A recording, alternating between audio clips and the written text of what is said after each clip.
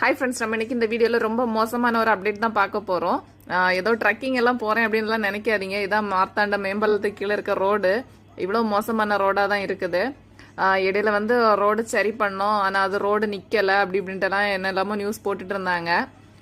இப்போ பார்த்தீங்களா, அந்த ரோடு நிற்கலைன்னா ஃபர்ஸ்ட் அந்த ரோடை சூப்பராக நல்லா உடச்சி திருப்பி அவங்க வந்து காங்கிரீட் எல்லாம் போட்டு சரி பண்ணணும். ஆனால் எதுவுமே பண்ணலை, சும்மா அந்த பாறைப்பொடி அந்த இதெல்லாமே போட்டுட்டு இருக்காங்க.